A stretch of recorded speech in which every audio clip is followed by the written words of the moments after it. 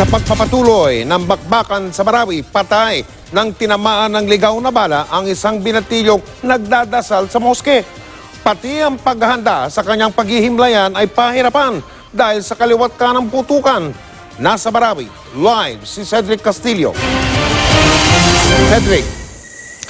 Yes, Mike, kapansin-pansin ngayong araw ang muling pagtindi ng air at lalo na yung ground at lalo na yung air assault na ginagawa ng military laban sa Maute at sa gitna nga ng putukan kanina ay isang binatilyo ang namatay matapos tamaan ng ligaw na bala sa loob mismo ng lugar dasalan. Katanghaliang tapat kanina habang nagdarasal ang mga residente sa moskeng ito, tumagos sa pader ang isang ligaw na bala at tumama sa ulo ng binatilyong si Abdila, 14 na taong gulang.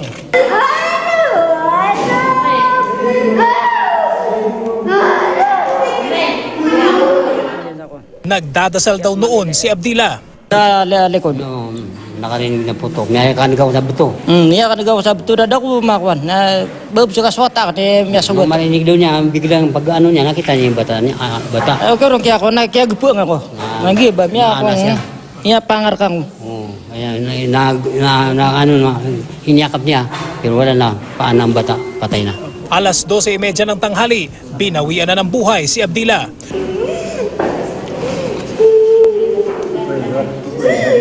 Sa lugar kung saan lumilipad ang bala galing sa kung saan-saang direksyon.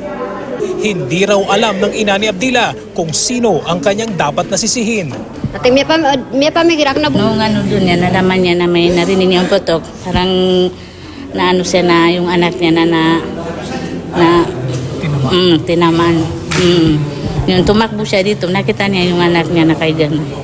Agad inihanda ang paghihimlayan sa binatilyo. Pero kasi na pinuputo ka kami nila doon sa taas. Yung mga taga doon sa mapali. Tiniyak naman ng Armed Forces na sa kanilang patuloy na pakikipaglaban, doble ingat daw ang kanilang mga tauhan. General Eduardo Año, the Chief of Staff, reiterates his continuing guidance to put premium on civilian lives, respect for civilian properties during clearing operations, and complete discipline among our men in uniform conducting military activities in the area. We need to rebuild stronger after this. And every Maranao, I guess, understands and realizes that. And everyone, I guess, is willing to contribute, beginning from the local leaders down to the members of the families who have been affected. Patuloy naman ang airstrikes ng militar. Kaninang umaga, muling pumahimpapawid ang mga eroplanong pandigma. Nakuna ng aming team ang tila ba aerial exhibition ng mga eroplano ng militar. Pumihit at sumirko ito sa hangin.